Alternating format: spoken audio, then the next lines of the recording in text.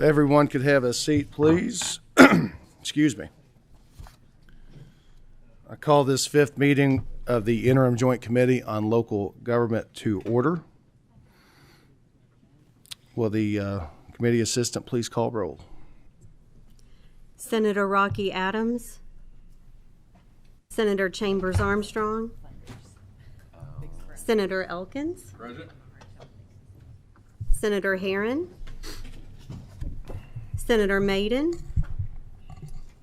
Senator Mays Bledsoe, Senator McDaniel, Senator Mills, Senator Rawlings, here. Senator Tishner, here. Representative Bauman, Representative Bray, present. Representative Brown, Representative Chester Barton, present. Representative Doan, Present. Representative Fleming, present. Representative Freeland, Present. Representative Griffey, Representative Hampton, Representative Hart, Representative Imes, Present. Representative Lewis, present. Representative Maddox, Representative Meredith, Representative Neighbors, Here. Representative Raymer, Here. Representative Rourks, Representative Stalker, Present. Representative Witten, Here. Co-Chair Nemus, Present. Co-Chair Flannery. Here. All right, I'm told we do have a quorum. I would entertain a motion to approve the minutes of the September meeting. Do I have a motion? Motion from Representative Freeland. Second. I have a second from Senator Elkins. All of those in favor say aye. Any opposed say nay. Appears the minutes are approved. All right, looks like first on the agenda is presentation of special purpose governmental entity reports. If you all would like to come to the table, please.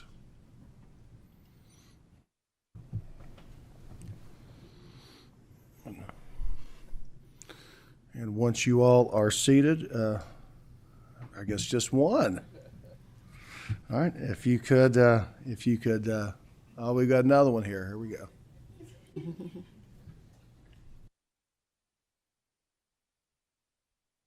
All right, thank you all. If you all could please introduce yourselves for the record, please, and then proceed. Thank you.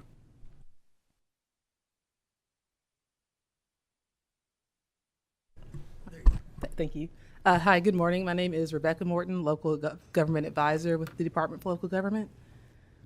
I'm Kiera Lell with Department for Local Government, a local government advisor.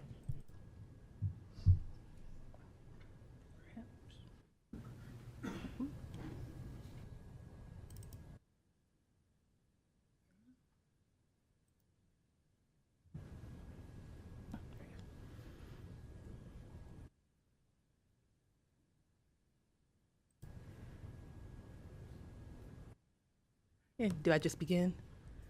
Yep. Okay, thank you. Please proceed. All right. So this is regarding the SBGEs. So we just have an overview as well as the annual report.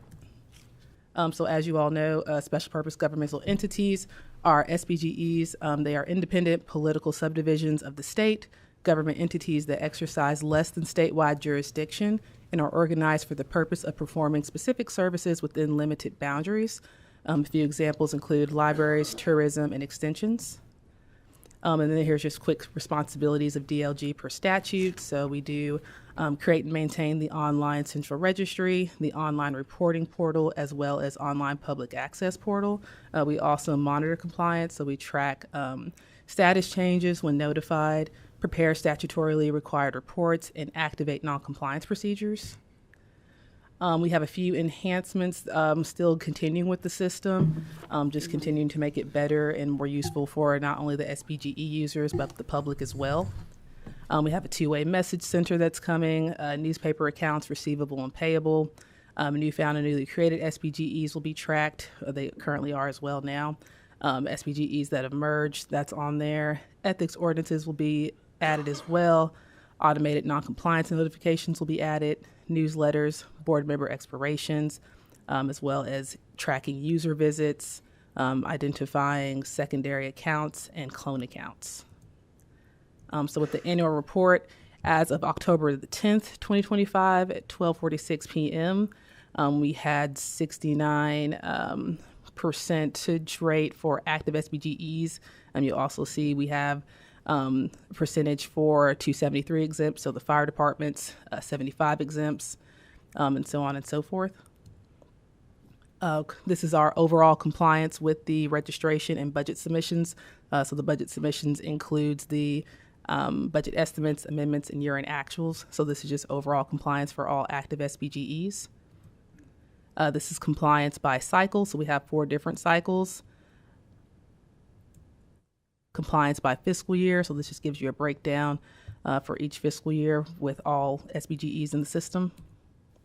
This gets a little more detailed by district type. And this is district type continuing. And then we have overall audit compliance for SBGEs. And then this breaks it down by their compliance cycle. Then we have by fiscal year, their district type, still their district type, and that's everything I have. Thank you. You have anything else? No, sir. All right, any questions from members of the committee? All right, Representative Doan? Does the Department for Local Government ever provide advice to SPGEs on what they should set tax rates at? No, sir, we do not. So we do the calculations for them, and then it's up to them to determine what they want to set the rate at. Okay, thank you. Yes, sir. All right, any other members have questions or comments? All right. Thank you, ladies. I believe we have a couple more folks that are part of this presentation. If you all would like to come forward, please. Once you're seated, if you could also introduce yourselves for the record, please, and then proceed with your presentation. Good morning. My name is Bruce Roberts. I'm the director of the Fire Commission. Chuck Bonta, training records and compliance with the Fire Commission. Get this pulled up real quick.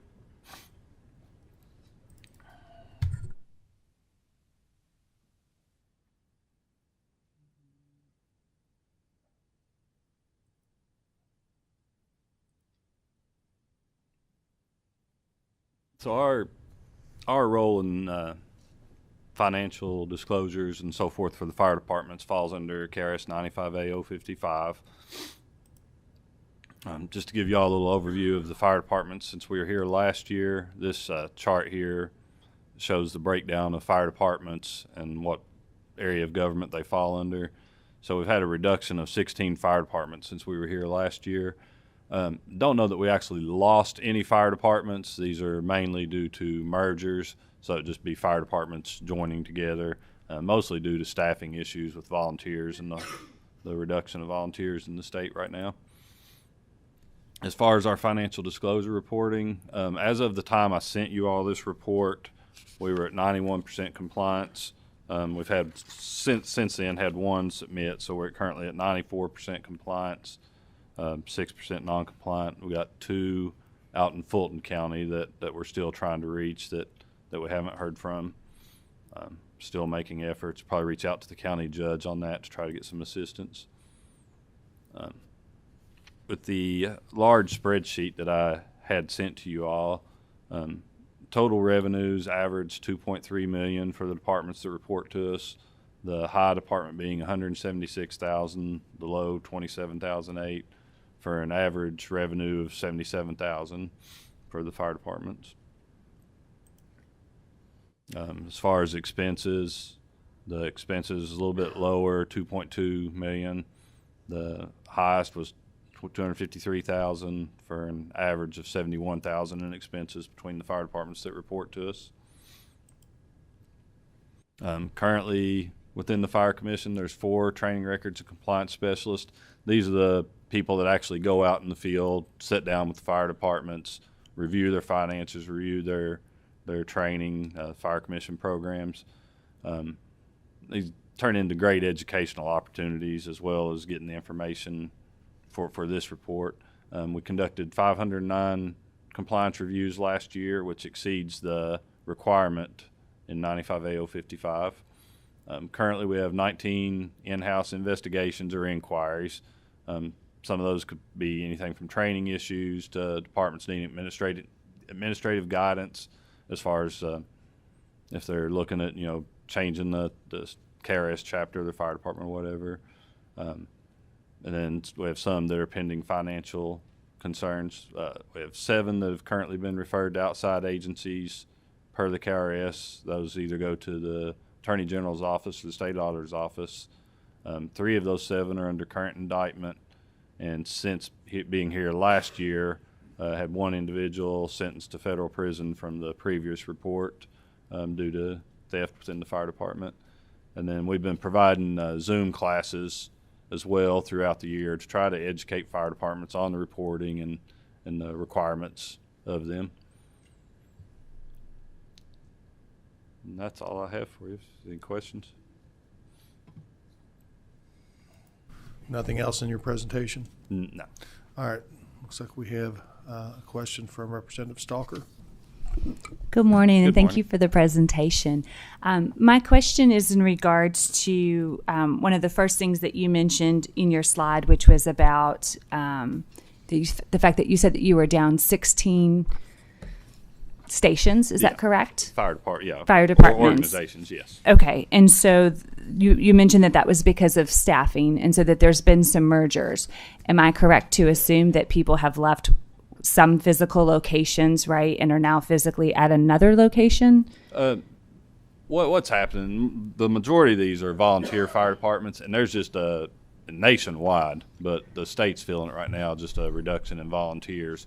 And so there is a minimum requirement for a fire department to have, they gotta have 12 members and a chief to be a recognized volunteer fire department. And some of them are having staffing issues. So 2 adjacent communities, if they start having staffing issues, may just merge their fire departments into one fire department to meet the staffing requirement. So then essentially you would have one fire department by name, but you still have the 2 physical buildings covering the area. Thank you. That was my question. I didn't know if we were going from 2 locations down to 1, and if so, I wanted to know how that was They're affecting that. keeping the same. It's mainly putting the books under one umbrella and then bringing the personnel together to meet the minimum requirements. Thank you so Well, much. it would be just like Jefferson County. At one time, there was 23 volunteer fire departments in Jefferson County. Now they're down to 7 paid departments. So basically, they didn't actually dissolve. They just all merged into departments. So it went from 23 to 7. So that's where we lost a lot of departments.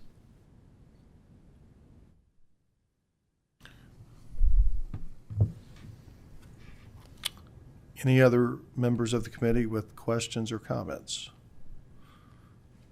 All right, one very brief, it's somewhat of a follow-up to that question from Representative Stalker, but I guess slightly different.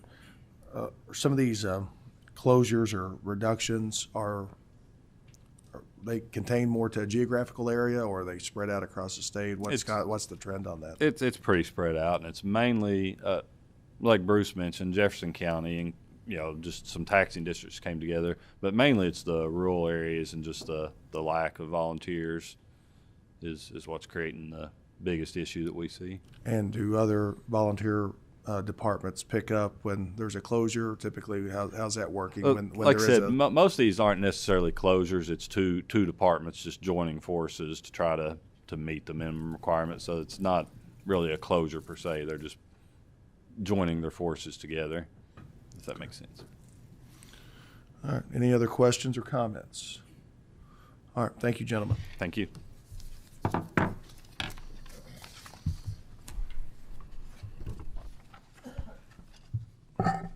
right. All right, next on the agenda, we have the presentation from the Kentucky League of Cities on their platform for the upcoming session.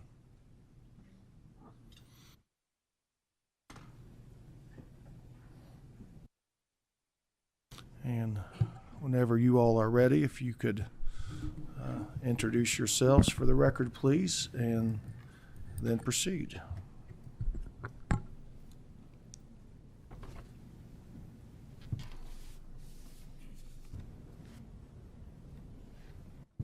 Thank you, Chairman Flannery and Chairman Nemus, members of the committee. I'm J.D. Cheney, Executive Director and CEO of the League of Cities, and also the PowerPoint operator for today. I'm Gracie Kelly, the Director of Government Affairs for KLC. Now, I'm Paul Sandifer, Mayor of Beaver Dam, Kentucky, and President of KLC. My task in this section is a little easier. I get to introduce our Director of Governmental Affairs, Gracie Kelly, and our new leadership that we just recently elected at the KLC conference. Mayor Sandifer was elected by the members of the League of Cities in September in Owensboro at our annual conference to be the president of KLC. Finishing up following a term for Mayor Rita Dotson, who was the mayor of Benton, who had a great year as president. We're looking forward to working with Paul. We also elected Mayor Bruce Fraley, who's unavailable. He's traveling on city business out of the country as first vice president in terms of our leadership. And we appreciate the opportunity to present our legislative agenda that we have this once a year to the members of the committee, so y'all can get some insight on the policies that we're going to be pursuing, at least from an offensive standpoint, during the legislative session. And with that, I'll get to my duties of turning the PowerPoint and turn it over to Gracie and Mayor Sandifer. Good morning, everybody. I want to thank you, the committee members, for allowing KLC to testify today and present issues that will keep Kentucky cities the best in the nation. Each year, the KLC Board of Directors sets the legislative agenda. The board consists of 68 representatives from cities and organizations that serve cities across all regions in Kentucky. Our board is a melting pot representing communities of all sizes and spheres of city government, from mayors like myself to council members, city clerks, city attorneys, and utilities, police and fire chiefs, to public works and more. Our agenda is diverse because our membership represents a wide range of needs for our citizens. And that is one thing we all have in common. I, as the mayor, and those on the board and in the cities around Kentucky were elected by the same folks who elected many of you. We all have the desire to serve those citizens in our communities. Kentucky's 408 cities are where jobs are created, businesses invest, and families put down roots. When cities succeed, Kentucky succeeds. This is why every part of KLC's 2026 legislative agenda aims to help city officials serve more efficiently and build desirable, vibrant communities where people can live, work, and thrive. Our first item legislative this year, the KLC board voted to focus on four main priorities for our 2026 legislative agenda. These are: 1, growing Kentucky's economy through stronger infrastructure, business-ready communities, and modern revenue tools; protecting public safety to keep neighborhoods, schools, and businesses secure; modernizing infrastructure and services to support economic growth and to improve quality of life; streamlining and saving taxpayer dollars and making government work efficiently. Let's discuss some of the ways we can help grow Kentucky's economy. Our top priority, as voted by the board, is modernizing city revenue options. Now, I understand while the General Assembly may not address this issue this particular session, we wanted to highlight that our city officials continue year after year to make this a top priority. KLC supports an amendment to Section 181 of the Kentucky Constitution to permit local governments to impose any tax that is not in violation of the Kentucky Constitution without adding any mandate that would force cities to lose local flexibility. As we are revenue limited, it is essential for cities to generate the funds necessary to provide the services Kentuckians expect, particularly as the state shifts towards consumption-based taxes. Section 181 of the Constitution restricts cities to raising the necessary revenue primarily through a few options: property, occupational, and insurance premium taxes. The imposition of these taxes varies from jurisdiction to jurisdiction because when it comes to city revenue, one size does not fit all. Beaver Dam's revenue needs are vastly different from that of Louisville or Paducah may need, and we believe that local officials are best suited to determine the needs of their communities. The Kentucky Court of Appeals recently upheld the statute permits contain certain cities' restaurant tax as constitutional. KLC supports additional legislation that allows all cities to collect consumption-based restaurant revenue. This equitable approach ensures that every city can share in the economic benefits of restaurant revenue that come from increased tourism opportunities. An example of an economic development opportunity created by revenue generated from the restaurant tax hits close to home to me. Beaver Dam was able to create a world-class amphitheater in our community that attracts tourism from across the country. We just finished our 11th season. We've had visitors from all 120 Kentucky counties, all 50 states, and at last count, 13 different countries to Beaver Dam, Kentucky. Road funding. The quality and availability of city roads play a crucial role in communities' livability and are essential for economic development. While you all may hear from the Office of State Budget Director that the state road fund is increasing, currently motor fuel taxes are the only portion of the road fund shared with local governments, and these funds continue to decrease each year. By statute, 51.8% of the motor fuels tax goes to the state, with an additional 22.2% going to rural secondary roads. When it comes to cities and counties, counties receive 18.3%, whereas cities receive only 7.7%, despite having more traveled streets and higher repair costs per mile. We are also seeking equality to ensure EV and hybrid vehicles are distributed locally. In fiscal year 2024, approximately 20,000 electric vehicles were registered. That number doubled from the 11,000 registered in fiscal year 2023. Cities paid approximately $529 million for streets and roads in fiscal year 2024. Cities' municipal road aid payments totaled $64.6 million. That covered only 12.2% of the cost of city streets and roads. As you can see, our costs are significantly outpacing our revenue, and for these reasons, road funding continues to be a priority for cities. Tax increment financing fix. We're also returning to advocate for a permanent solution to House Bill 8 from 2024, ensuring the longevity of TIF district agreements established before the state income tax reductions. This will allow for the collection of the estimated revenue promised by the state to those communities that created TIFs prior to the income tax rate reductions. Transient room taxes from web-based platforms. With the support of the Kentucky Tourism Industry Association and Kentucky's Tourism Commission, legislation was passed in 2022 clarifying that online travel rental companies are required to collect and remit transient room taxes to local governments.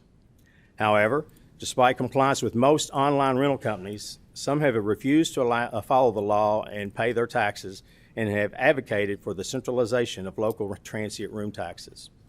KLC opposes the centralization of local transient room revenue collections and supports the enforcement of compliance by web-based platforms such as Airbnb with the state law. In fact, KLC and KTIA are still engaged in litigation in an attempt to get those companies into compliance with Kentucky law. And at this point, I will turn the presentation over to Gracie Kelly to finish out KLC's agenda. Thank you, Mayor. You did a great job. Another one of our top priorities is protecting public safety. Thank you.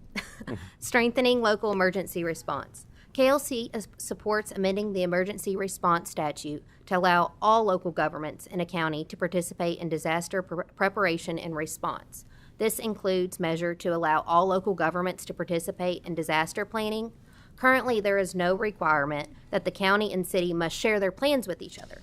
We believe that all local officials need to be prepared and understand the emergency plans before an emergency takes place. Also, we would allow cities with their own emergency response agencies to receive state funds directly from Kentucky Emergency Management and permit multiple agencies per counties to apply for these funds. Currently, cities have to rely on the county to submit for FEMA reimbursement on behalf of the city, rather than those funds go directly to the city and the city to be able to apply for those funds. Lastly, we would like to clarify that in the event between a conflict of a city and county in a times of disaster, that the county plan would take place in the unincorporated areas and the city plan would take place in the incorporated areas. That way there are clear guidelines of who is doing what in preparation for an emergency and not dealing with that conflict in times of disaster. Massage parlors. When I accepted this job, I didn't think I'd be up here talking to you all about massage parlors, but I was enlightened to hear that, there's good massage parlors, but then there's also those that use it as a front for terrible things like human trafficking. And unfortunately, cities and counties are both preempted when it comes to regulating massage parlors proactively. So in the upcoming session, we would like to seek some clarification on that preemption statute. Modernizing infrastructure and services. KLC supports legislation clarifying legislation enacted with the passage of House Bill 606 last year. We would like language to ensure cities are not precluded from collecting occupational taxes in an area where multiple counties form an economic development taxing district within city limits. We understand, I think this was one of those unintended consequences the last couple days of session, drafting things quickly, and we are working with the bill sponsor and along with KCO of clarifying that language from last year. Streamlining and saving taxpayer dollars. This is our last category. So I'm excited to kind of share an update. You all have long heard from KLC and KCO on the updates regarding newspaper publications and helping ensure equity amongst our cities. However, I do have an update. We have met with the Kentucky Press Association this summer and again, Kentucky Association of Counties, and we are hopefully going to have a compromise for you all next session and hopefully in January join together in testimony and present a bill that we all agree on. So I'm excited to share that update. And lastly, procurement. Cities has also asked for modernization to procurement statutes. Some ways we would like to see this include raising the small purchase threshold from $40,000 to $60,000 and amending the requirements for advertisements of those bids to reflect that change. Also amending the state price contract exemption statute to reflect alternative pricing practices implemented by the Finance and Administration Cabinet. And lastly, allow best value determinations for competitive sealed bidding, which is a practice already implemented by the state. Also, we ask that you please mark your calendars for our City Day City Night. That will be February 25th at the Kentucky History Center. We will have a ton of city officials, and it's a great way for you all to connect with your city officials. And with that, we'll take any questions you all may have. Thank you all.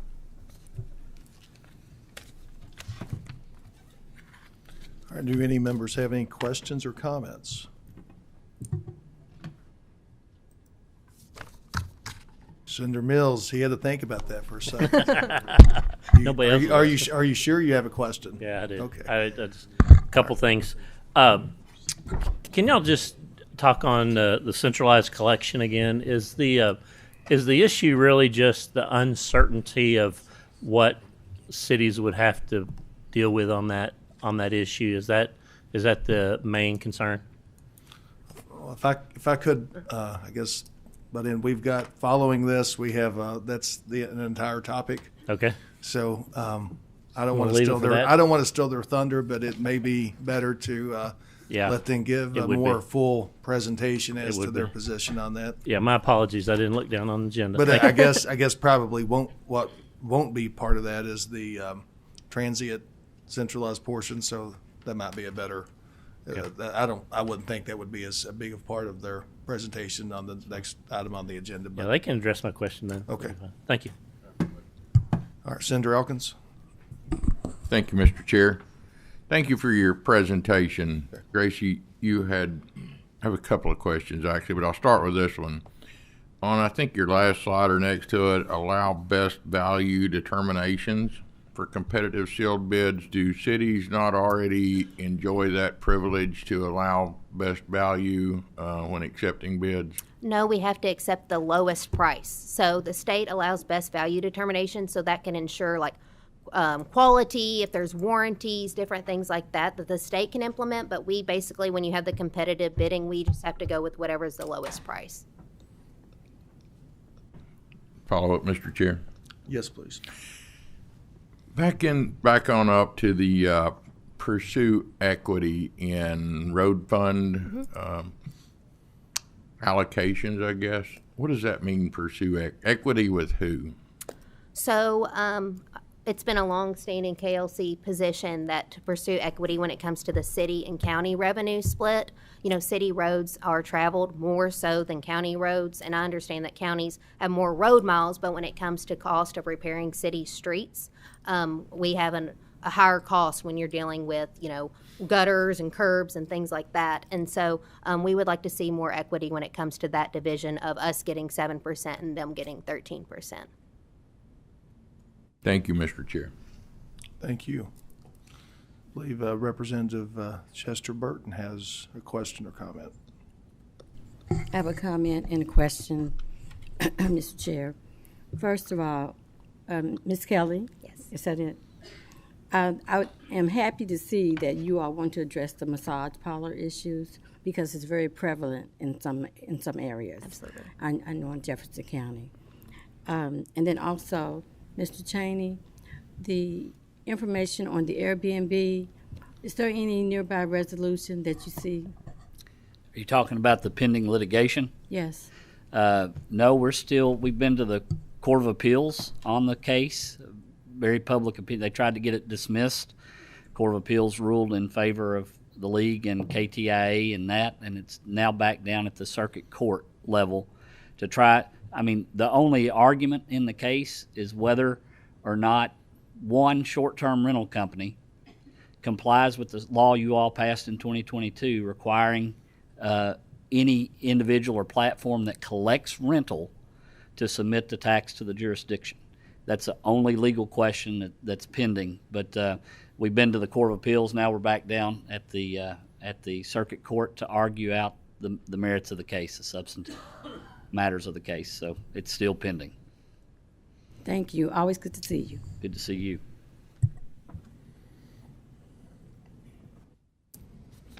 I think everyone's sleepy this morning. One more question, Harrison. Kind of gets to Senator Elkins' question initially, but on road funds, you made mention of EVs. Is it your thought, or have y'all studied the prevalence of EVs? Are they more prevalent in cities than counties, or is that what you were getting at in your statement about EVs? We have not studied that, to my knowledge. That's something that we could probably dig into, but the prevalence of just EVs in Kentucky overall have substantially increased year over year. Yeah. And that's not shared as part of the local government split. Right. Okay. Thanks.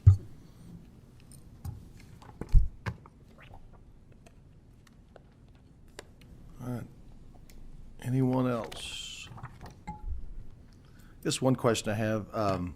There was, I guess, part of the platform is more of a, I guess, expansion of different types of sales taxes. Did you all have like a preferred method of collection on that? Is there something that would you want to deviate from what typically happens on the collection of a sales tax, or do you all have a different, I guess, proposal as to how you all would like to proceed on any potential future sales tax? Chairman, assuming that the legislature passed a constitutional amendment and the voters approved a constitutional amendment, it's been our position in order to comply with the streamlined sales and use tax agreement, which Kentucky's a signatory on, the sales tax would have to be collected by the state and remitted back to local governments if there was a transition to sales tax. Otherwise, it would be in violation of that streamlined sales and use tax agreement. Thank you. One more. Senator Elkins catching his second wind. It's a lot thrown at us all at one time. So as I think about it, I come up with different questions. And thank you, Mr. Chair. You're very welcome. We're talking about disaster planning and allowing cities to, I guess, apply for disaster funds. Mm-hmm. And I think as I read your slide, it says can rather than shall or will. I think it says, I can't remember where I saw it at, but that cities can apply for disaster funding. Do you fear that may get confusing or bog down the system even more with additional applications, whereas I think now you have the county is the only person that can apply for the disaster funding, so that kind of limits the applications or the number of applications. And I wonder if we're afraid of smaller cities not being able to do that. How would you address that? Would that still be done through the county? Have you given a lot of thought to that? So, cities, our 408 cities, big and small, are used to applying for different types of funding opportunities. So I think all of our cities would hopefully be capable to apply for those. In terms of the number of applicants, I kind of see it as less bureaucracy, because right now our cities are having to rely on the county and the county judge to apply for those funds. So, I don't want to speak to stuff that I don't know, but say you did have a conflict between a city and a county, and the county judge said, well, I'm just not going to apply for your FEMA reimbursement, then the city would have no mechanism to get around that. And also the city's kind of waiting for the county to disperse those funds back to the city. So we view it more as less democracy for the city to just be able to go ahead and apply for those funds. Because, in a perfect world, there's not going to be a smaller pot, because the county should be applying on behalf of the city already. Thank you, Mr. Chair. All right. Any other members of the committee with a question or comment? All right, I don't believe so. Thank you all very much. Thank you. And I guess you all can remain seated for the... We'll need Shelley Hampton to join the table.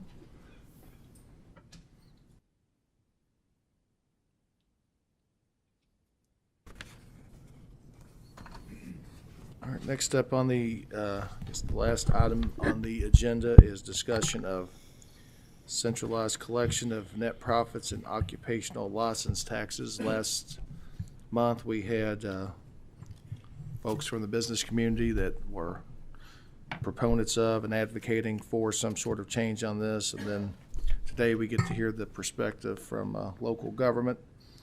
So JD, you've already introduced yourself for the record, and Shelley, if you could do that, and then you all can proceed. Thank you, Mr. Chairman. Shelley Hampton, Director of Government Affairs for CAECO. Thank you, Mr. Chairman. You all want to get a photo here? I mean, we got KLC and CAECO. It happens way more frequently than we get credit for, but just to emphasize the fact that we are unified in our position related to this proposal from House Bill 253 from last session. Shelley and I are more generalist here, but we have experts in the room, and I do want to introduce them. They will be here to save us if you ask anything terribly technical. We have Larry Klein from Crestview Hills, Kim Krugel, the Boone County Occupational Tax Administrator, Brent Burcham, the Campbell County Administrator, Stephanie Smith, who's President of the Occupational License Tax Administrators Association from Spencer County, and Scott Hall, who runs the Scott County Georgetown Revenue Commission and collects on behalf of Scott County Georgetown and the Scott County School Board there in Scott County. We thought it would be best to start at the beginning. You heard mention of the fact that we've talked a long while about an amendment to Kentucky's Constitution and a lot of the limitations that comes with that provision in the Constitution related to not only hamstringing local governments, cities and county governments, but also hamstringing the state with regard to the flexibility that it has. So Section 181 of the Kentucky Constitution is what grants that authority for the General Assembly to authorize cities and counties to impose an occupational tax. Under the constitutional language, that is a privileged type of tax. It's a little different in Kentucky than it is from a lot of the other states. You may hear about Indiana, which has a true local income tax, or Tennessee, which doesn't have any kind of occupational tax. They collect a sales tax. In Kentucky, it's where the business, it's a privilege tax, essentially, where the work is performed or where the business is conducted. And that requires an apportionment. And that stems from our constitutional language, not totally statutory language. Now, the General Assemblies of the past saw fit to authorize city and county governments to collect occupational taxes and put in statutory parameters for doing that. KRS 92-281 allows cities to do that. 68-197, the County Home Rule Statute, I believe, authorizes counties to do that, and then has some other specifications related to how that would be implemented. But most importantly is where we've come over the last couple of decades related to the implementation and collection of the occupational taxes. If you look at KRS 67750 to 795, that was originally enacted in 2003. It was amended significantly in 2008. That was an effort by cities, counties, tax administrators, and CPAs, all working together to standardize the local implementation of occupational taxes. Because that statutory scheme was enacted, local ordinances prior to all differed greatly. Different penalties, different interests, different due dates, different filing requirements. That statutory scheme created a standardization. So now we have an apportionment formula that's uniform across all local taxing jurisdictions to determine how to allocate work performed inside and outside of particular jurisdictions. Same reporting and filing requirements, uniform throughout the state. A refund process, a statute of limitation, requirement to conform with IRS accounting procedures, a process for extensions, confidentiality requirements, interest and penalty requirements. Now, it does maintain some local discretion related to rates, minimum maximum standards, minimum tax liability, but overall we have uniformity or standardization with regard to the way we define our definitions, net profits, gross receipts, the way that's calculated. So it doesn't differ among jurisdictions because that's all set in state statute because of the work of the Occupational License Tax Administrators and KLC and KCO. Cities, counties, tax administrators, and CPAs also stepped up in 2012 after a failed effort to force centralized state collection of occupational taxes. Once that original proposal was defeated, the CPAs, the cities and the counties, and the tax administrators all got in a room and said, here are some things we can do in order to continue to standardize and simplify this occupational tax process to make it easier on business. So in 2012, we passed the General Assembly passed House Bill 277. That required any jurisdiction that imposes an occupational tax on net profits or gross receipts to put their ordinances, their forms, and other tax information on a central repository on the Secretary of State's one-stop business portal. So if you go there, I think Shelley's going to show you how easy that is.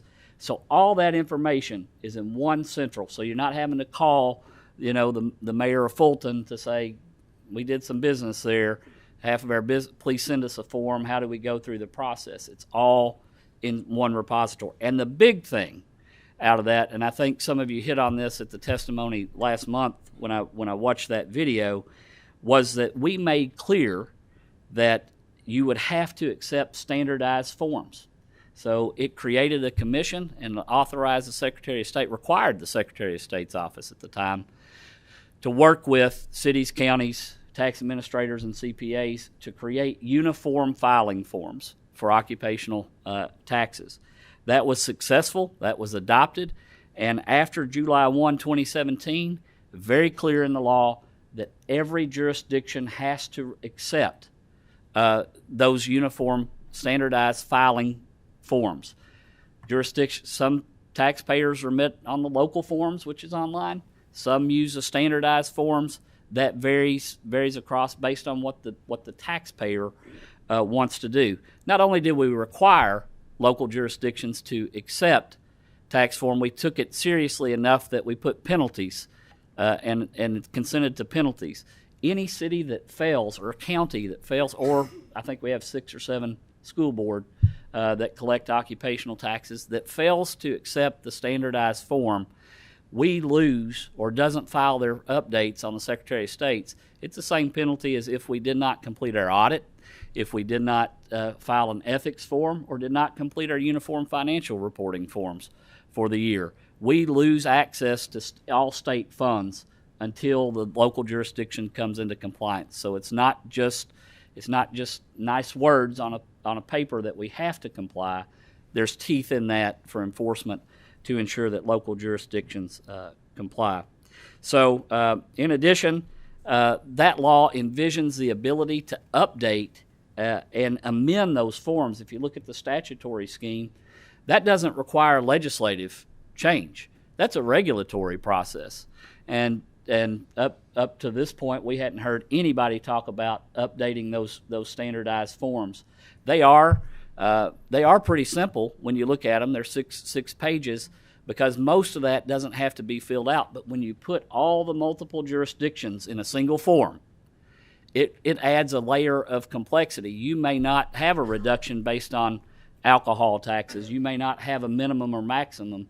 So the work that the CPAs, and I'm going to give them most of the credit, CPAs and our occupational tax administrators, in creating those forms to get every jurisdiction in there. And that's why the instructions, quite frankly, are so long. So the state law does address that. And that's I didn't turn the PowerPoint like I should have. But anyway, I think you got good IT help is hard. Yeah. I passed the first one. I think with that, Shelley, I'll transition to you. Okay. Are you starting on 5? I am. All right. I can do that. Or wherever.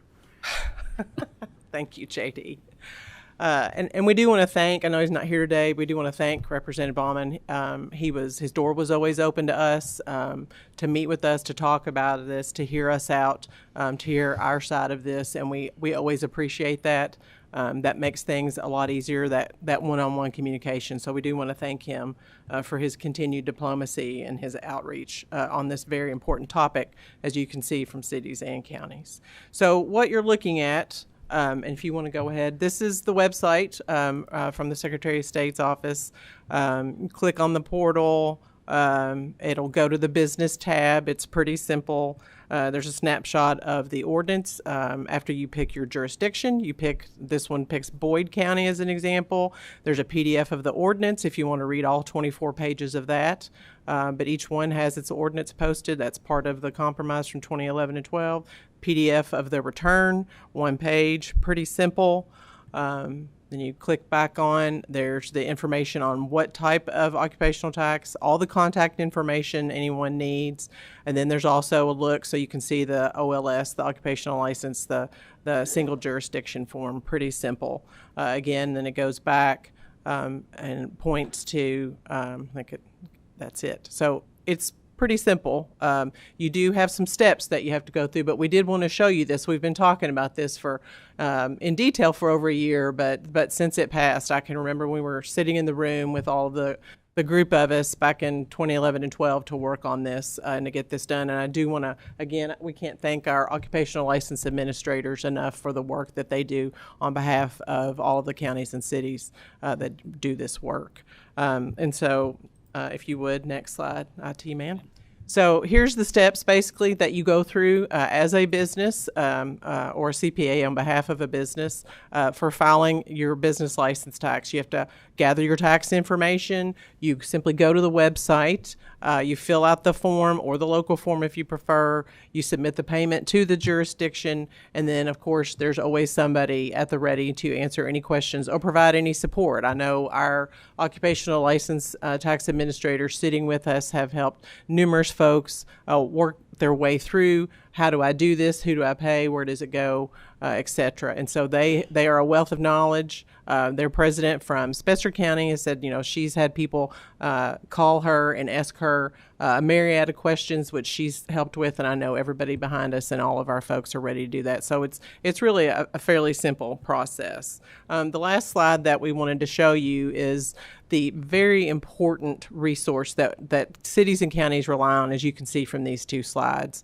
It is the largest revenue that we have statewide for the three main types of revenue that cities and counties have at their discretion.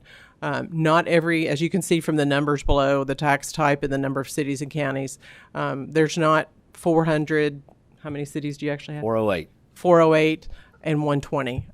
It does not work everywhere, but where it is, it does work, and it is vital. You can see the cities, it's over 60% for the state, counties 45.8. You can see property and insurance premium come in second and third. Other is just a conglomeration of a lot of other fees, and not even a lot. Some fees and taxes that we also collect. So this occupational license tax is very important to our ability to carry out state services that you all require of us at the local level. We could not do it without the revenue that comes from this. So we just wanted to make sure that was understood from the outset. And from that, if there's any questions, we'll be glad to try and answer those. And if we can't, we know 5 friends we brought with us to phone.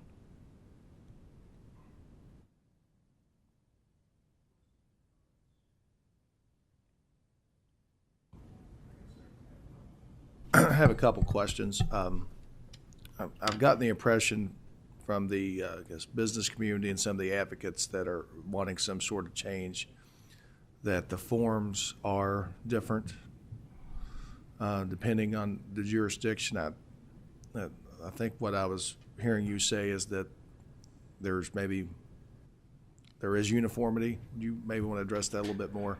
There is a standardized form as well. And anecdotally, our occupational license administrators tell us most businesses choose to use the local form, but it's certainly an option. Okay, maybe help me understand a little bit more. So there are different forms, but there is a document that is uniform or universal for all, correct. I guess all taxpayers on this. It's optional, yeah. The filer gets to select whether it wants to use the standard form or whether it wants to use the local jurisdiction form. And so it's not up to the city. The city is required, if you get one of the standardized form that were promulgated through a regulation through the Secretary of State's office, and that was submitted, the jurisdiction is required by law to accept that filing. So it's up to the filer, but there are standardized forms out there, both for single jurisdictions, for dual jurisdictions if you're collecting, and then there are 3 unique ones based on the situation. Ironically, it was more complicated to create forms of more jurisdictions where you had more centralized collection, but Boone, Kenton, and Scott County and Campbell 4 have a separate form because there's so many jurisdictions within there. That's a standardized form, but it's up to the tax filer. I guess kind of some comments on this. In listening to the proponents, I think maybe the problem in this whole debate is the use of centralized collection. And obviously it's on the agenda. That's just kind of a buzzword that gets floated around. And when you all hear that, I think you all get a little concerned. And I completely understand that when you see the pie charts of the revenue that comes in off this, you don't want that money going to Frankfurt. And I'm not speaking on your all's behalf, but I think that's somewhat of a fair, concern that you all have, and that's really what gives you all a lot of heartburn about this topic. And listening to the advocates for this, I don't really know that it's so much that centralized collection is what they're asking for, and that's the term that's used. It's really more simplification. And so I would really like to focus as we move forward on this whole topic, really try to focus more on that. I think that's what they're asking for, and I think there's a lot of common ground on this. I don't know that you all would necessarily have potentially as much opposition to that as long as you all can be the recipient locally of what they're paying. I don't think that there's an issue with them not paying. It's just they're really wanting simplification. And I guess I've noticed just for my hometown, we have a local utilities collected by the city. There's online payment. Are there any other situations in which you all are accepting, I guess, online payments just on maybe a city or county website or through KLC or KCO to help be sure that those folks that are wanting to pay can have an easier way to pay directly to you all? Certainly, the county clerks are a good example of that for your registration on your vehicle. Is that what you're referring to? Yeah, I mean, examples I guess that we any, already have. Yeah, any examples that you all can think of. That's one that pops in my head first. And there are a number of jurisdictions. Yeah, it's a local resource allocation question, but there are a number of jurisdictions that allow the payment of property taxes, occupational taxes, all of that to be filed online. But it would vary from jurisdiction, utility bills from jurisdiction to jurisdiction. Okay. All right. Any questions or comments?